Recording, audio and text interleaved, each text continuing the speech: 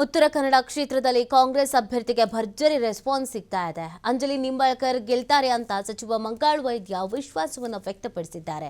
ಉತ್ತರ ಕನ್ನಡ ಲೋಕಸಭಾ ಕ್ಷೇತ್ರದಲ್ಲಿ ಡಾಕ್ಟರ್ ಅಂಜಲಿ ನಿಂಬಾಳ್ಕರ್ ಗೆಲ್ತಾರೆ. ಅನಂತಕುಮಾರ್ ಹೆಗಡೆ ಸುಳ್ಳು ಹೇಳಿ ಸಂಸದರಾದವರು. ಹೀಗಾಗಿ ಜನರೇ ಮುಂದೆ ಬಂದು ಕಾಂಗ್ರೆಸ್ಗೆ ಬೆಂಬಲಿಸ್ತಾ ಇದ್ದಾರೆ. ಹೆಚ್ಚು ಮತ ನೀಡಿ ನಿಂಬಾಳ್ಕರ್ ಅವರನ್ನ ಗೆಲ್ಲಿಸ್ತೇವೆ ಅಂತ ಹೇಳ್ತಿದ್ದಾರೆ. ಬಿಜೆಪಿಯವರಿಗೆ ಸುಳ್ಳು ಬಿಟ್ರೆ ಬೇರೆ ಏನ್ ಹೇಳಿ ಗೊತ್ತಿಲ್ಲ ಅಂತ ಕಿಡಿಕಾರಿದ್ದಾರೆ.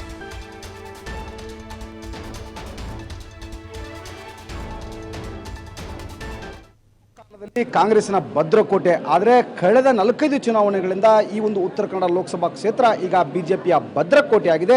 ಆದರೆ ಈ ಬಾರಿ ಭದ್ರಕೋಟೆಯನ್ನು ಛಿದ್ರ ಮಾಡಲೇಬೇಕು ಅಂತೇಳಿ ಉಸ್ತುವಾರಿ ಸಚಿವ ಮಂಕಾಳು ವೈದ್ಯ ಇಲ್ಲಿಂದ ಟೊಂಕ ಕಟ್ಟಿ ನಿಂತಾರೆ. ಅವ್ರು ನಾನು ಮಾತಾಡ್ತೀನಿ. ಸರ್, ಯಾವ ರೀತಿ ಕೆಲಸವನ್ನು ಮಾಡ್ತೀರಿ ಈಗ ಬಿಜೆಪಿ ಕಟ್ಟಿ ಹಾಕಲಿಕ್ಕೆ? ಬಿಜೆಪಿಯವರು ಸುಳ್ಳು ಸಾಮಾನ್ಯ ಜನಕ್ಕೆ ತಲುಪಿದೆ. ಮತ್ತು ಯಾವುದೇ ಸುಳ್ಳು ಹೇಳಲಿಕ್ಕೆ ಸಾಧ್ಯ ಇಲ್ಲ. ಸುಳ್ಳು ಹೇಳಿ ಅವರು 6 ಸಲ ಸಂಸದರಾಗರೆ ಈ ಜಿಲ್ಲೆಯ ಜನಕ್ಕೆ ಗೊತ್ತಿದೆ. ಹಾಗಾಗಿ ಸಾಮಾನ್ಯ ಜನ ಮುಂದೆ ಬಂದಿದ್ದಾರೆ. ಕಾಂಗ್ರೆಸ್ಸಿಗೆ ಸಪೋರ್ಟ್ ಮಾಡ್ತೀನಿ, ನಿಮ್ಮ ಜೊತೆ ನಾವು ಇದ್ದೇವೆ, ನಾವು ಯಾವುದೇ ಕಾರಣದಿಂದ ಅತಿ ಹೆಚ್ಚು ಲೀಡಲ್ಲಿ ಗೆಲ್ಲಿಸ್ತೇವೆ ಅಂದೇಳಿ ಜನ ಮುಂದೆ ಬಂದುಬಿಟ್ಟಿದ್ದಾರೆ. ಬಿಜೆಪಿಯಲ್ಲಿ ಒಳಜಗಳ ಆರಂಭವಾಗಿದೆ, ಅದನ್ನೇ ತಾವು ಲಾಭ ಮಾಡ್ಕೊತೀರಿ? ಅವ್ರದ್ದು 4 ಭಾಗ ಆಗಿದೆ ಬಿ ಜೆ ಪಿಯಲ್ಲಿ. ಅದೇನು ನಾವು ಅವ್ರದ್ದು ಒಳಜಗಳ ಅವರಿಂದ ಲಾಭ ತಗೊಳ್ಳುವಂಥದ್ದು ಇಲ್ಲ. ನಮ್ಮ ಕಾರ್ಯಕರ್ತರು, ನಮ್ಮ ಮುಖಂಡರು, ನಮ್ಮ ಏನು ಸಾಮಾನ್ಯ ಜನರು, ಮತದಾರರು ರೆಡಿ ಆಗಿಬಿಟ್ಟಿದ್ದಾರೆ.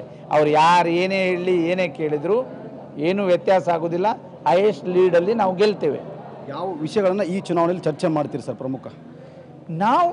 ನಾವು ಏನು ಕೆಲಸ ಮಾಡಿದಾರಲ್ಲ ಅದನ್ನು ಹೇಳ್ತೇವೆ. ನಾವು ಸಾಮಾನ್ಯ ಜನಕ್ಕೆ ಅವ್ರ ಕಷ್ಟದಲ್ಲಿ ನಾವು ನಿಲ್ತೇವೆ, ಅವ್ರ ಜೊತೆ ನಾವು ಇದ್ದೇವೆ, 5 ಗ್ಯಾರಂಟಿ ಮುಡಿಸಿದ್ದೇವೆ.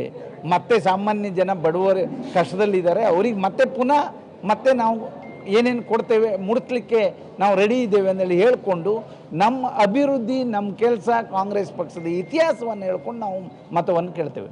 ಇಲ್ಲಿನ ಸಂಸದರಿಗೆ ಒಂದು ಆಸ್ಪತ್ರೆ ಕಟ್ಟಿಕೊಡ್ಲಿಕ್ಕಾಗಿಲ್ಲ. ಇಲ್ಲಿ ಮಹಿಳೆಯರು ಅಳಿತಾರೆ, ನಮ್ಗೆ ಆಸ್ಪತ್ರೆ ಬೇಕು ಅಂತೇಳಿ. ನೋಡಿ, ನನ್ನ ಇಲೆಕ್ಷನ್ ಸಂದರ್ಭದಲ್ಲೂ ಇದು ವಿಷಯ ಬಂತು. ಒಂದು ಮಲ್ಟಿ ಫೆಸಿಲಿಟಿ ಹಾಸ್ಪಿಟ್ಲ್ ಬೇಕೇ ಅಂದೇಳಿ. ಅದರಲ್ಲೂ ಬಿ ಜೆ ಪಿಯವರು ಸುಳ್ಳು ಹೇಳಿದ್ರು. ಆ ಸಂದರ್ಭದಲ್ಲಿ ಈಗ ನಿಂತಂಥ ಅಭ್ಯರ್ಥಿ ಕಾಗೇರಿಯವರು ಈ ರಾಜ್ಯದ ಉನ್ನತ ಸ್ಥಾನದಲ್ಲಿದ್ದರು. ಆ ಪೀಠದಲ್ಲಿ ಏನು ಹೇಳಿದ್ರು ಆಗ್ತಿತ್ತು. ಅದು ಮಾಡಲಿಲ್ಲ. 6 ಸಲ ಶಾಸಕರಾದವರು, ಸಂಸದರಂತೂ ತಲೆ ಹಾಕಲಿಲ್ಲ. ಯಾವ ಕೆಲಸ ಮಾಡಿದ್ದಿದೆ? ಏನೂ ಮಾಡೋದಿಲ್ಲ. ಅಭಿವೃದ್ಧಿ ಗೊತ್ತಿಲ್ಲ, ಕೆಲಸ ಗೊತ್ತಿಲ್ಲ, ಸುಳ್ಳು ಹೇಳೋದು ಬಿಟ್ಟರೆ ಬೇರೆ ಏನೂ ಮಾಡೋದಿಲ್ಲ. ಅವ್ರು ಮತ್ತೆ ಏನು ಸುಳ್ಳು ಹೇಳ್ತಾರೆ ಗೊತ್ತಿಲ್ಲ. ನಾವಂತೂ ಮಲ್ಟಿ ಫೆಸಿಲಿಟಿ ಹಾಸ್ಪಿಟ್ಲ್ ನಾವು ಮಾಡ್ತೇವೆ. ಈಗಾಗಲೇ ಕಾರವಾರದಲ್ಲಿ ಮಲ್ಟಿ ಫೆಸಿಲಿಟಿ ಹಾಸ್ಪಿಟ್ಲಿಗೆ ಮೆಡಿಕಲ್ ಕಾಲೇಜಲ್ಲಿ ಏನೇನು ಬೇಕು ಅದನ್ನು ವ್ಯವಸ್ಥೆ ಮಾಡಿಸಿದ್ದೇನೆ. ಈ ಕಟ್ಟಡ ಇರ್ಬೋದು, ಬಾಕಿ ಎಲ್ಲ ರೆಡಿ ಆಗ್ತಾ ಇದೆ. ಇನ್ನೊಂದು 6 ತಿಂಗಳಲ್ಲಿ ಅಲ್ಲಿ ಓಪನ್ ಆಗ್ತದೆ. ಆದರೂ ಈ ಭಾಗದಲ್ಲಿ ಒಂದು ಬೇಕು ಅಂದೇಳಿ ಜನರದ್ದು ವಾದ ಮಾಡ್ತಾ ಇದ್ದಾರೆ. ನಮ್ಮ ಆಸೆಯೂ ಅದೇ ಇದೆ. ನಾವು ಜನಕ್ಕೆ ನಾವು ಒಂದು ಹಾಸ್ಪಿಟ್ಲ್ ಮಾಡಬೇಕು ಅಂತೇಳಿ ತೀರ್ಮಾನ ಮಾಡಿದ್ದೇವೆ. ನಾವು ನನ್ನ ಇಲೆಕ್ಷನ್ದಲ್ಲಿ ಹೇಳಿದೆ, ಸರ್ಕಾರದಿಂದ ಅಲ್ಲಾದ್ರೆ ನಾನಾದರೂ ಮಾಡ್ತೀನಿ ಅಂತೇಳಿ. ಸರ್ಕಾರದಿಂದನೇ ಆಗ್ತದೆ, ಆಗಲಿಲ್ಲ ಅಂದರೆ ನಾನು ಮಾಡ್ತೀನಿ. 1990ರಲ್ಲಿ ಓರ್ವ ಮಹಿಳೆ ಗೆದ್ದಿದ್ಲು. ಆ ಇತಿಹಾಸ ಇಲ್ಲಿ ಮರಳು ಕೂಸುತ್ತಾ ಅಂಜಲಿ ನಿಂಬಾಳ್ಕರ್ ಗೆಲುವು ಸಾಧಿಸ್ತಾರೆ. ಅಂಜಲಿ ನಿಂಬಾಳ್ಕರ್ ಅವರು 100% ಗೆಲ್ತಾರೆ. ಈ ಕ್ಷೇತ್ರದಲ್ಲಿ ಕಾಂಗ್ರೆಸ್ ಅಭ್ಯರ್ಥಿ ಮಹಿಳೆನೇ ಗೆಲ್ಲಬೇಕು ಅಂದೇಳಿ ಇದೆ ಅಂದೇಳಿ ನನಗೆ ಅನ್ನಿಸ್ತಾ ಇದೆ. ಹಾಗಾಗಿ ಡಾಕ್ಟರ್ ಅಂಜಲಿ ನಿಂಬಾಳ್ಕರ್ ಅವರು ಗೆಲ್ತಾರೆ ಅನ್ನೋದು ಗ್ಯಾರಂಟಿ. Thank you sir. 1990ರಲ್ಲಿ ಓರ್ವ ಮಹಿಳೆ ಗೆದ್ದಿದ್ಲು. ಅದೇ ರೀತಿಯಾಗಿ ಈ ಒಂದು ಚುನಾವಣೆ ಅಂದರೆ 2024 ಲೋಕಸಭಾ ಚುನಾವಣೆ ಏನಿದೆ, ಇಲ್ಲಿ ನಮ್ಮ ಅಭ್ಯರ್ಥಿ ಡಾಕ್ಟರ್ ಅಂಜಲಿ ನಿಂಬಾಳ್ಕರ್ ಅವರು ಗೆಲುವು ಸಾಧಿಸ್ತಾರೆ ಅನ್ನೋದು ಇಲ್ಲಿನ ಉಸ್ತುವಾರಿ ಸಚಿವರ ಮಾತು. ಕ್ಯಾಮ್ರಾ ಪರ್ಸನ್ ಜೊತೆ ಯಲ್ಲಪ್ಪ ಸುಲರ್ಗೊಪ್ಪ, TV5 ಉತ್ತರ ಕನ್ನಡ.